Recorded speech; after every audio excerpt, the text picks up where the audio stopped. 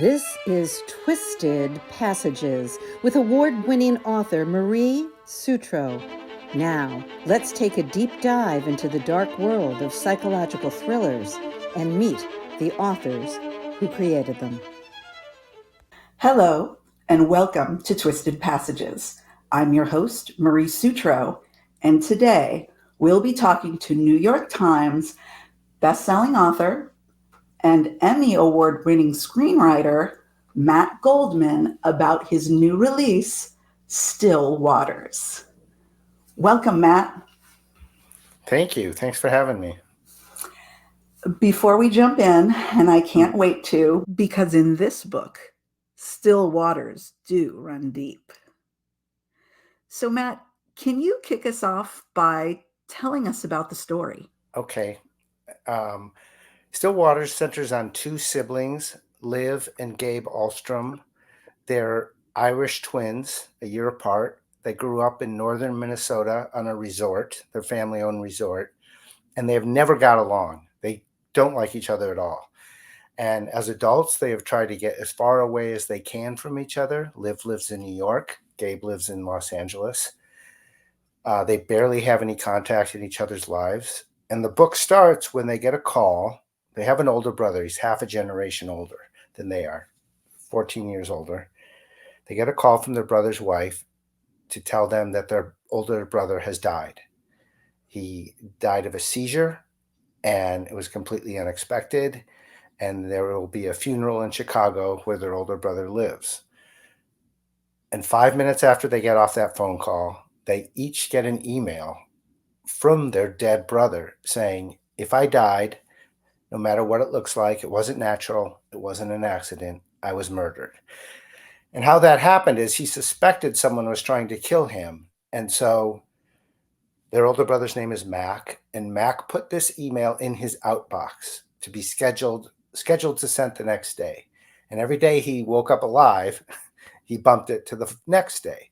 So when he was finally killed, the email sent. And so they go back to Chicago for the funeral. They talk to their brother's widow.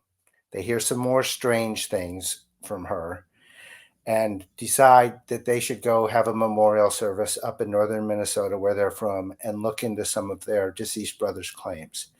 And that's really what the book is about. They're investigating some things that may or may not be true about their brother. And they're also getting a look into their own childhood that they have really turned their backs on and tried to get as far away from as they can. And so it's a kind of a family-based mystery that takes place at a resort in northern Minnesota for the most part. You did an absolutely wonderful job crafting this mystery. As a reader, you had me from that last sentence of the first chapter when that email comes in. I was hooked and I could not let go. I absolutely loved it. And I kind of savored the moment of turning the page to the next chapter to think, oh my gosh, how did they get an email from their dead brother? And what in God's name happened? Is he alive? Is he not? What's even going on here? Absolutely loved it. You talked a bit about family, and I want to get into that. But before we do, that setting, Leech Lake, is it a real place? It is a real place. And how do you know? And I know it because it's one of the, we have over 10,000 lakes in Minnesota. It's one of the main ones. It's one of the big ones up north. And I've just always known that it exists. And I have been to it several times.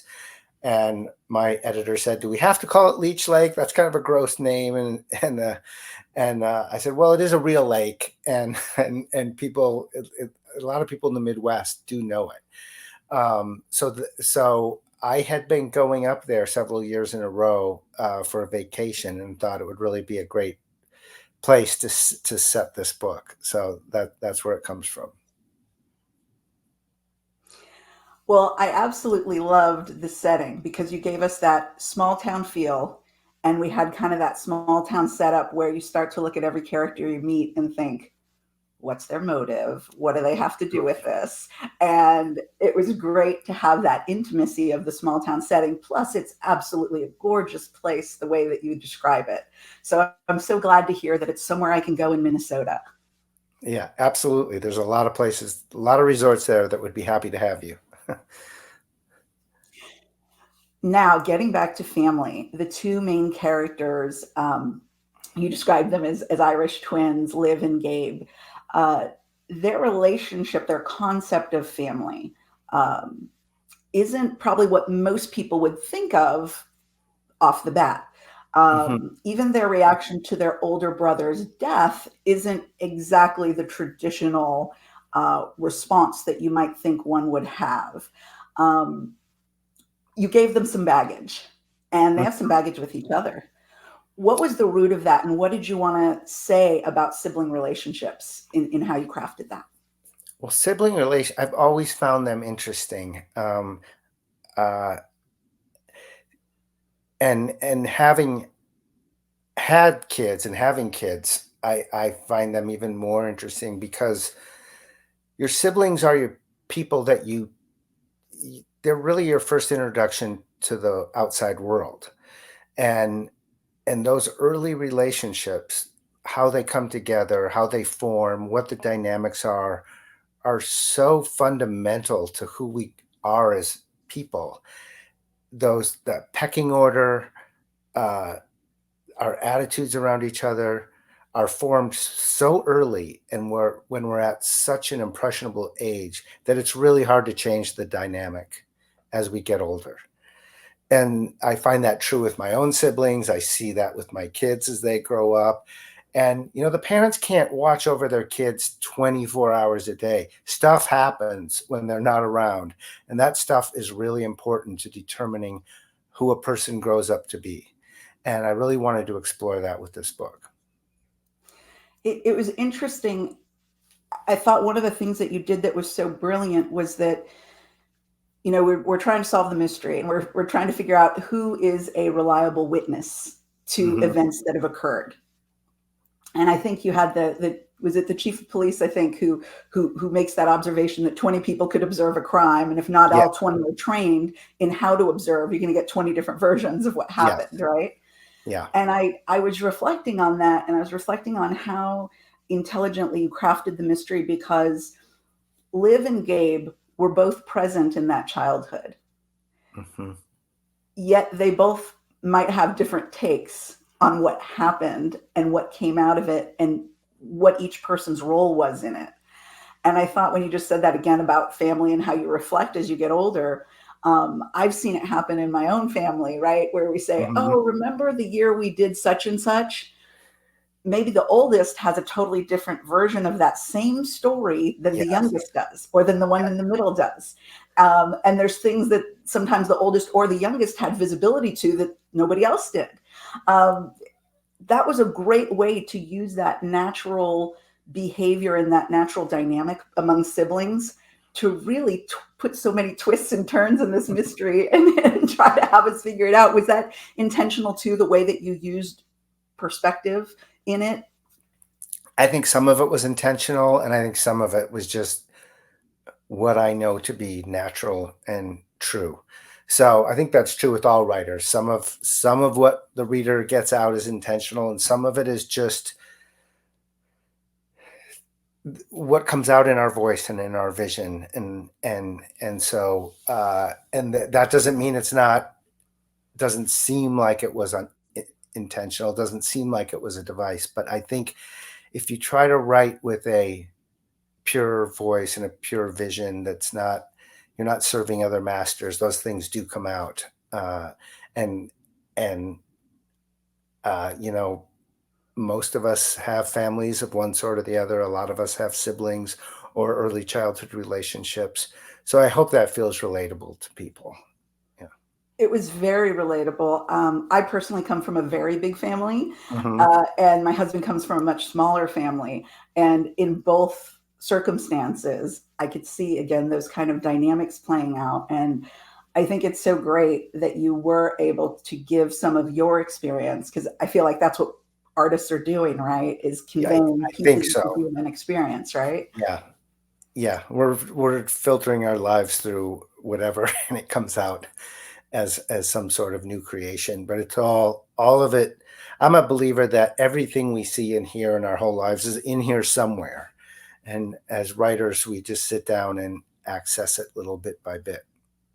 And it's interesting sometimes because I think writers in other genres, we're all doing the same thing. Even if Hmm. you're a romance writer or a sci-fi writer, it's still kind of the crime fiction dynamic, meaning a lot of what we do as artists is observation based. Yes. And it's that observation that we're constantly taking in and then wanting to share the most poignant bits with others. And sometimes just the fun little bits. Um, Right. I have to say, your characters, the range of characters was so fun. Absolutely Oh, awesome. thank you. And one character in particular is a little Mhm. persnickety. In fact, she's a very tough pill to swallow. Yeah. Where did the inspiration for her come from? You're talking about Judith Yes. Otsby, and there's she comes from bits and pieces of people I know, snippets, who really has a kind of a hard outlook on life and the world, even though she's done quite well for herself. Um, she picks up on what she hears in the news. It's not. This is not a spoiler. She has a gay son, and she's had a hard time dealing with that. Um, uh, but she was really fun to write. She was great fun to write. Just because she has so much confidence and is so sure of herself, um, and I really loved writing her. So, Well, I but loved that, reading her. yeah, She's one of those characters that, and we've kind of all been in this situation. There's that person who walks into the room, whether it's a party, dinner, yeah, and you kind of cringe when they show up because you just know everything's about to go south. yeah, And one thing comes out, then the next things come out, and you think, oh, they can't, nothing can get worse than that line. And the very right. next line gets worse. So, absolutely loved Judith. She was pretty amazing. Thank you. Um, Another question coming back to kind of our two protagonists, Liv and Mhm. Gabe. I loved them. Absolutely loved them. Lots of times when there's amateur sleuths, sometimes what they do works, and sometimes, hey, are people going to really do this? Right. They were so authentic. They were so real to themselves and what they were going through in their own personal grieving process, their exploration process. Mhm. Where did you come up with that dynamic? Because they're sharp people, they're great people, they're flawed people. And to put them together and to have two of them working together, I thought that was just, it was so creative and just so well done. Oh, thanks. Almost every sibling, when there are siblings that I know, they both in my generation, in my parents' generation, in my kids' generation, they there's definitely some defining, individuating they do in relation to each other. Mm-hmm. So Liv was really had her stuff together, smart kid, kind of the bossy older of the two. Gabe's like, I can't compete with that. I'm going to go in a different direction, and has kind of built his life in a way where he can't be compared to Liv, at least on her turf. And so that's really where, and I've seen that in real life so many times, that it's especially with kids who are very close in age. There's the exception. Sometimes they're like best friends and they start businesses together and they do Yeah. great. But more often than not, I see them like find their own space within the family by defining themselves differently from each other. So I started with that. I think that's a very common practice. And I also notice sometimes when people do deviate from Mhm. those, maybe when they were growing up, one was the ne'er-do-well who always got in trouble, the other one got straight A's. And Yes. maybe in their adult life, they go on different paths. But what's fascinating is when they come back together and you look at how they interact with each other, Mm-hmm. there's usually the dominant takes the dominant role again, the other person Yeah. takes the submissive, irrespective of who they are in their real lives. Right. And I think that's a fascinating thing, and it becomes a multi-generational study, if you will, because sometimes kids will look at their parents when their parents go back to their family of origin in a dynamic, and they'll say, well, Dad, why did you put up with that from Uncle so and so? And it's kind of that going back to that old dynamic. I always put up with it from my brother, right? Right. So really, really fascinating, and I think that's why these characters are so entertaining, and why you just can't wait to gobble up every next page about them. Oh, thanks. Um, what about the concept of shame? Because I noticed that you kind of looked at it as a generational thing. There's Mm-hmm. some characters who are grappling with shame in the book, and the folks who are from the older generation look at it entirely different than the kids from the newer generation. Yeah, they do. But it was sure true in my parents' generation where they just didn't talk about things. Uh, Things they should have talked about with us that we didn't find out till years later. And that also plays into the story of this book, that idea that you just think something was normal your whole life, and then you find out, oh, no, it wasn't. And so especially that older generation, they just didn't talk about things, and they covered them up, and they were so ashamed of anything that could be perceived as not quote unquote normal. I think that's especially true of first and second generation immigrant families, and they're wanting to assimilate into society. And so they just cover everything up. Um, and then our generation is left to deal with that. And we're trying to do much better. And it seems like our kids are even doing way better than we are in that department. So, but it is certainly, uh, boy, a huge motivating factor and a huge seed of dysfunction. Shame. It is, it is, and it's interesting how, as we see the generations changing, and we see the different approaches to it, that it's more of a humanistic approach Mm-hmm. in the modern generation of, hey, we're all doing stuff and nobody's perfect, Right. and we can't sit around and try to sweep it all under the carpet, because then you do see these multi-generational dysfunctions that just, Yeah. they're coming home to roost somewhere. You're not Yeah. stopping it, right? And in a small town, it's almost justified because they or not even just a small town, a small community, even if that's within a big city, that you don't want to, if that community is important to you, you don't want to feel like you're going to be excommunicated from it or looked down upon and be less than. So it almost justifies the shame and the incentive to cover things up. So I try to take a sympathetic look at these characters, because it's easy for us to judge the previous generation, but they were all going through their stuff. It was very real to them. And that's part of the human experience. We Yeah. all have different ways of responding to the pressures of life, but these pressures repeat over time, Yeah. over centuries, over millennia for the human, Yes, absolutely. right? Um, Speaking of the shame dynamics and family dynamics, when you chose to put a brother and sister who technically are going through a grieving process, like you Hmm. said, from the get, their older brother has passed. Um, it seemed like you almost showed how there was a grieving process for them to discover maybe things that, as you said before, there's things we perceived were our reality growing up. And then you get older and say, wait, okay, yeah, I knew the Santa Claus thing wasn't real, but are you going to Right. tell me there's more that wasn't real that they told us, right? Um, how did you come about that? Because it was very subtly woven through that each of these characters are dealing with this loss of their, what they thought was their family, as odd as it was that made them go live on either side of the country. Right. Boy, sometimes I don't know how I come up with it. Sometimes it just feels like um, I create these characters and set them in motion. And, I don't outline, I don't try to make them fit a story. I try to make it happen from the inside out.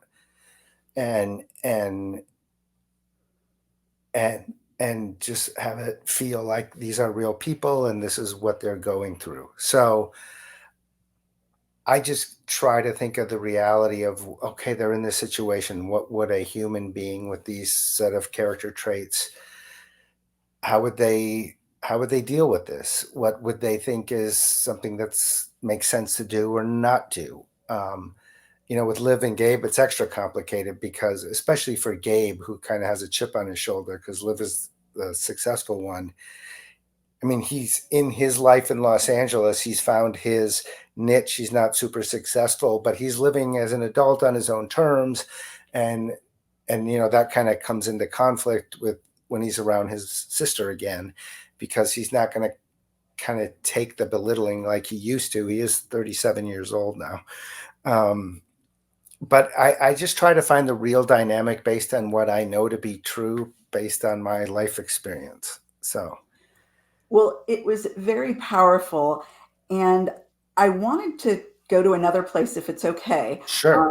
Stillwaters is amazing. What happens at Leech Lake is absolutely amazing. I do not want to give anything away about the ending, but I can Mm, only say it was magnificent. thank you. And thank you so much, not just for the final conflict scene and how that resolved, but thank you for the absolute ending that you Oh, gave, because I was so vested in so many of these characters and you really gave each of them their due. So thank you for doing that, because that oh, doesn't always happen. Sometimes it's, close curtain and we're done. So yeah. I found in my first four books, which were a series, that it was a little more okay to close curtain and we're done, because the ending was in a way setting up or leading to the next book. But in these standalone novels, um, not everything has to be wrapped up in a nice, neat bow. But I think after the reader has invested the time with the book, that you want to give them something to carry forward. And so that's the idea there. Yeah. like I said, thank you, because Oh, everybody in that town I was vested in. And it's not to say that you got into everybody, but right. it's what we needed. So thank you. Uh, One other question that is kind of a side question. Um, you spent time, Emmy Award winning time, Right. writing stories to entertain people, comedic stories. How did this shift happen for you from comedy to intense mysteries? Um, well, the answer I always give is, if you're as introverted as I am and you spend 30 years spending 60 or 70 hours a week in rooms full of people pitching jokes at you all day, you think about killing some people. Uh, but and that's partially true. I mean, I always wanted to write books, always did.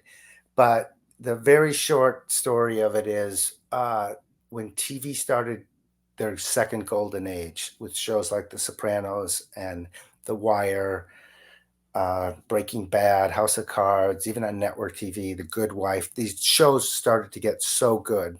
Part of it was because of the dynamics in the movie business, and these talented actors and directors and writers from movies were coming into TV, but they were all dramas. And all the dramas were very cool. It's what everybody talked about at work. Uh, Everybody says, "What shows are you watching?" They were almost all dramas. And the comedy people tried to make comedy cool like that. And when they did, they made it less human. And comedy survives because it's human. If you look at the great comedic TV characters like Ralph Cramden, he was very flawed, and Lucille Ball and Fraser Crane and George Costanza and Ellen DeGeneres.